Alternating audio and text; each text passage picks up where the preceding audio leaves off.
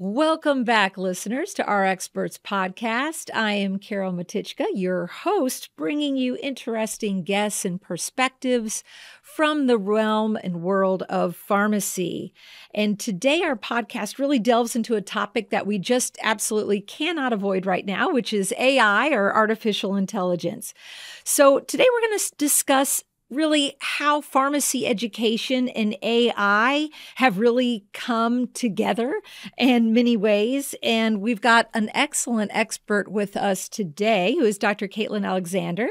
Dr. Alexander has been at the forefront of AI in pharmacy education, and she's really trained many faculty, staff, and students over this period of time. And really, it's so exciting to have you on here today. I know people talk a lot about AI, but hearing it first from someone who's really utilizing it and really has delved into it, I think is going to be very exciting and really be very helpful to a lot of our guests. So thank you and welcome, Kaitlin. Thank you so much for having me. It's great to be here. Absolutely. So, Dr. Alexander, first and foremost, I'd like you to just tell us a little bit about yourself. How did you get into pharmacy? And how did you get to where you are today?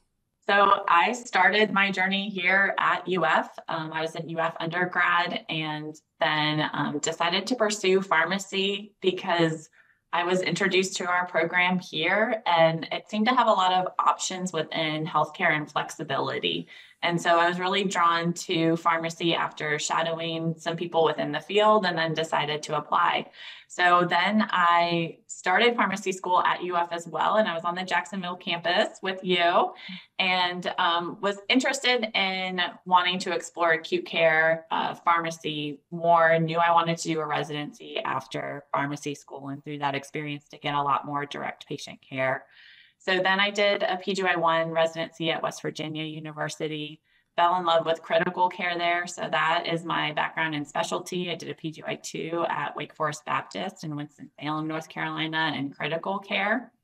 But through those experiences, loved my opportunities to teach and to precept students.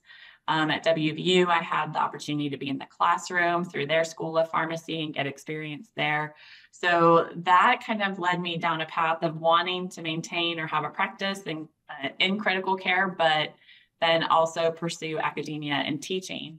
So after I completed my trainings, I took a position at Auburn University, and I was faculty there. And I practiced in a trauma ICU at the University of South Alabama, and then taught a lot in acute care and did a lot of experiential teaching when I was with Auburn. Before my position here now at UF became available, and I transitioned, got back closer to home, back to UF, and have been teaching here now for just over 3 years. Wow. And thank you for all that background. And I love the different perspectives you'll bring from the various universities as well. I think that's really helpful, not only for our students, but then when you're thinking about AI and engaging in AI and what you've seen in the education realm. So AI really is a very fascinating topic, but you, more than anyone, have really become extremely engaged in the utility of it. So talk to us, what really drove you to this field, specific field in pharmacy? Maybe a lot of people, once ChatGPT launched and became available, and we had a lot more access to AI and AI applications, specifically generative AI, I started to gain interest and wanting to learn more because I saw that it was going to change the way we search for things, the way we potentially teach things, how we integrate it in the classroom, our practice of pharmacy. It just felt like it had huge implications, right, for our future. Sure. And around that time that I started to, play around with generative AI, with ChatGPT, UF launched a faculty learning community around AI. So the Harnessing AI faculty learning community is really what helped me develop my interest and teach me so much more about AI. So let's talk first about AI and teaching. because that's what you do quite a bit of. So pharmacy education's come a long way since the time I went to pharmacy school. I won't say when, but AI is really taking it to a new level. So how is that being integrated today in pharmacy education? A lot of different applications that we can utilize AI in the classroom and with our students, whether it's to help as a tutor, right, for students where they can utilize AI to enhance or improve their own learning, or from the faculty side where we're building it into assignments or assessments for students to help get them exposed to utilizing these applications and tools, but also learn appropriate use of how to incorporate AI into your practice, your career, and how to utilize it efficiently, because that really is becoming a new competency, if you will, that our students, our learners are going to need with them to bring into the workforce. So lots of different ways that we can incorporate or use AI. I feel like it's becoming more and more prevalent. There's applications that are easier to access. So access is becoming easier for all of these things where students can get resources, find prompts to utilize AI as a mentor, as a tutor, as a chatbot, helping them kind of simulate these patient interactions before they're actually put in front of a patient in a clinic. And so I think sky's the limit with the possibilities and things that we can do in the classroom, and also, within patient care and in clinical care. Sure. And I love those interactive patients. I think they're amazing in regards to helping our students. So talk to us maybe about some other specific tools that are used by students. I think the one that's most common is ChatGPT. That's gotten a lot of press and is very accessible for a lot of people, but there's also a lot of different generative AI applications that are readily available, like Gemini, Claude. At UF, we have access to Microsoft Copilot, so that's also an option, or our Navigator AI, which just launched, which gives our students and faculty access to a lot of different large language models. There's also applications for image generation, so things like DALL-E, where you can create your own images instead of combing through pages and pages of already generated images and pictures to find what you're looking for. So that can be a fun type of generative AI to play around with as well. And then another one for our students is that I've utilized some is Perplexity, which is it's targeted as more of a search tool. So it gives peer-reviewed or evidence-based articles or guidelines along with the response. So it's less conversational than maybe ChatGPT or some of the other large language models, but it could be a really good use or application to use for our students as they're maybe searching or starting an initial search on a topic. Oh, that's great. Very interesting. So if you were developing a learning activity, let's say for a student using AI, what might that look like? So learning activities for students, I started with adapting or redoing one of the topic discussions on my experiential rotation to incorporate AI. And I typically have groups of 4 to 5 learners that are on rotations kind of attend these topic discussions between APPE learners and residents. And so in this small group, they were able to compare and contrast some of their answers that they received from the AI generated tool or AI generated responses and determine what they thought the best answer was for the patient. So it was a really interesting discussion. It led to a lot of great discussion with the students. I was able to assess their knowledge of the primary literature, the guidelines based on kind of what they contributed to that discussion as a group. And it also demonstrated to them just that AI is still very limited or has some limitations when it comes to clinical decision making that they need to be very mindful of when they're asking questions about patient care specifically to an AI tool. So that was kind of one of my first experiences. And then from there, I've implemented some more structured assignments utilizing AI, asking students to utilize AI in the classroom. Students may be asked to report their prompts if they are guided to use AI, maybe share their chat as well or their output so that the instructor could evaluate that. And I think also reflect upon, where AI was helpful and what they were able to get or gain from that interaction with AI that improved their ultimate submission for an assignment. So I think that's one approach that can also help with building that AI literacy, those skills to be able to critically evaluate and look at AI generated outputs. So those are some things that some ways that AI could be incorporated into assignments. We're also seeing some chatbots being developed, which is cool for patient interactions, to simulate patient interactions before a student, is put in front of a real patient to perform an interview. They can have a simulation with a patient case now and do that through a chatbot. So we've also been playing around with incorporating some of that into our courses. That's awesome. And you did talk about some of the benefits, but what are some other benefits of really just incorporating AI into learning? I think number one for me, demystifying AI for a lot of learners is exciting. I've been learning with them over this past year or so. That I think is one thing, is just kind of getting through that barrier, especially for those that don't have any previous experience. It's just being able to expose them to what generative AI is, what it can do. And it really has gotten some students excited, I think, with those possibilities. But I think that there's a lot of opportunity for it to actually enhance creativity and demonstrate or build those critical thinking skills. So I think that is really helpful to students to be able to see, and then to build that competency when they're going into the workplace.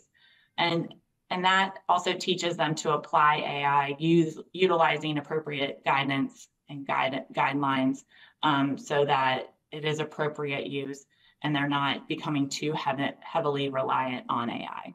Sure. Yeah. Great info.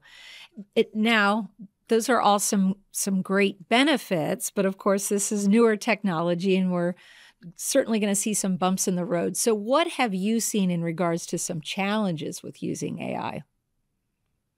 I mean, challenge number one to me is just keeping up with all of the changes in technology. Yeah. It feels like there's something new, an improvement coming out every day. And so learning how to keep up has definitely been a challenge, but also exciting because these tools are getting more and more powerful, more and more specific, and more accurate. But of course, there are issues with AI being inaccurate and providing false information, providing or having hallucinations. So you need to be cognizant that you do need to fact check AI outputs. It's even with a reference, I found that some references can be made up.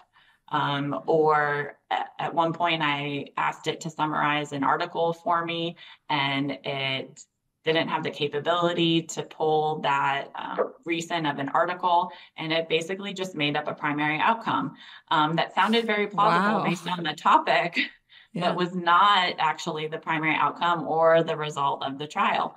So I think students really need to be cognizant that they need to double check and fact check any AI generated information before they're incorporating it into their work. I completely agree. I actually was using AI for something and it just didn't sound correct.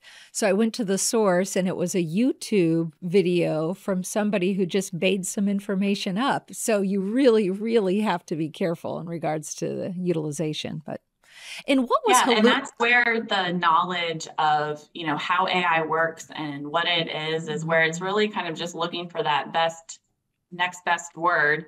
Right. And so having that knowledge of what AI is and those basics of AI can really be helpful too, just to understand how to best utilize it. Right. And you mentioned hallucination. Can you describe that for our listeners? I guess it's been coined for when AI makes up that information. So they'll call it a hallucination where whatever statement is not factually based. So it could be referenced, but it may not. And so AI has been known to hallucinate and just make things up. Perfect. Thank you. Okay. And I didn't mean to interrupt you. Any other challenges? I think as faculty, we are challenged to ensure that students aren't becoming overly reliant on AI and technology, that we do want to build their own problem solving and critical thinking skills. So I think it's just an intentional use and integration of AI into our teaching that can help achieve that.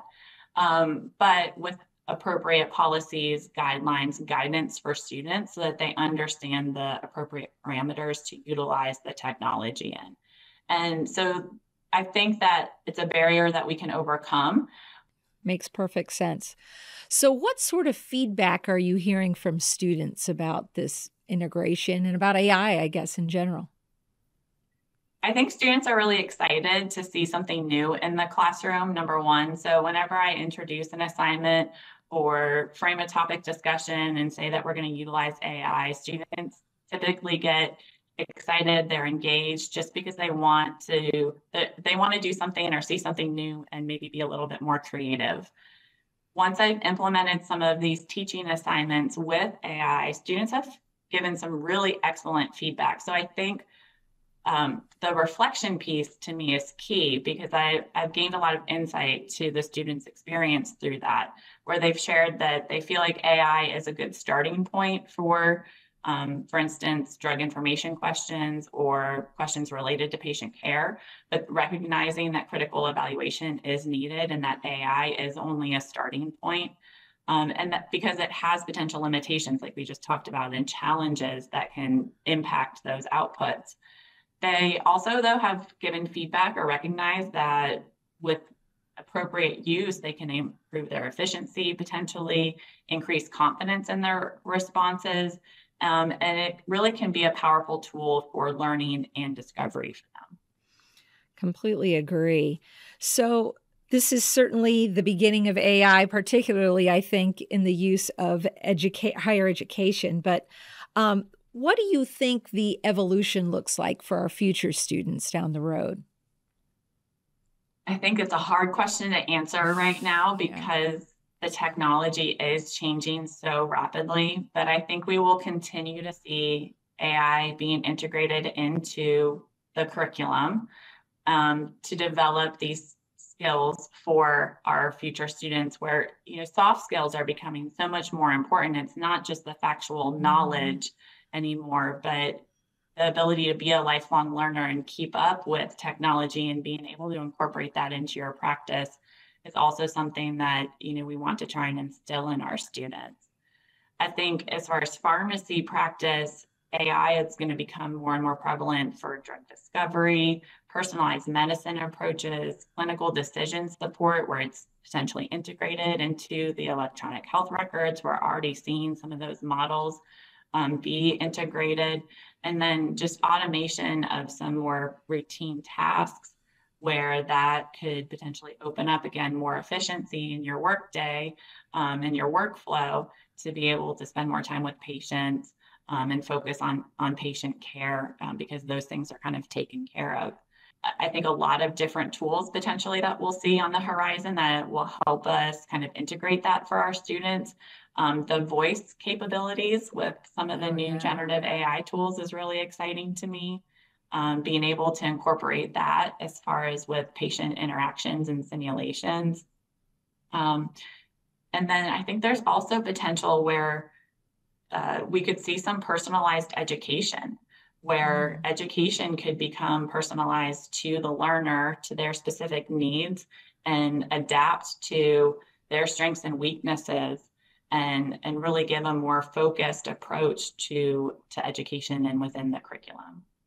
Yeah, that's great. Great info. And I have heard from pharmacists who will say that they're a little bit nervous, though, about AI and Is it taking over my job? There's lots of questions about what will happen. But I mean, you really described it well in the ways that we can actually utilize it in patient care and really help us to be able to be that patient advocate, use our soft skills, use the AI in a way that allows us to be able to really be present and with the patient more. So, that's what I really say to patients. Do you have anything, or to pharmacists, do you have anything else you'd want to add to that?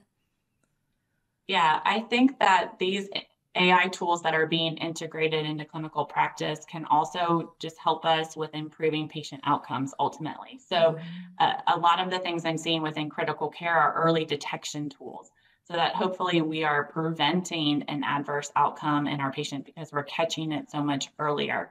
So, I don't see it as a threat to my position or my role. But again, it's another tool that we can utilize that's really, I think, going to help us improve our patient care. 100%. And catch patterns of something maybe happening in the community or something that's out there, and hopefully it'll help with that too. So I completely Absolutely. agree with you. So do you have anything else you'd like to leave the audience with today? We really appreciate you coming on. Yeah, this has been fun. I mean, this is such an exciting time for me to be an educator. I think once I became more open to experimenting with I have been able to come up with so many different creative ideas for things to bring into the classroom and with our students. And that's really exciting for me. And so that has been, I think, to me, one of the most exciting things about kind of this onset of AI is just being able to think about things in a new way, integrate AI into our curriculum, help students be able to learn and understand it better, but also that appropriate use. And so ultimately, it's kind of just made me a lot more creative in my approach to teaching, which I think ultimately, translates to more excitement in the classroom with the students that they also appreciate. So hopefully, it's a benefit, for both faculty and for students. Oh, absolutely. And then, for them to be able to utilize AI appropriately then as pharmacists. So it's such great work you're doing, and we really appreciate it. Thank you. So thank you so much for coming on. And I look forward to all of the exciting and innovative AI uses that we'll see in the classroom in the future. Thank you, Dr. Alexander. Absolutely. Thank you so much. It was a pleasure. Well, and thank you, listeners, for sticking with us. And don't forget to subscribe to our channel, and feel free to send any feedback that you have in regards to this program or any program. Take care.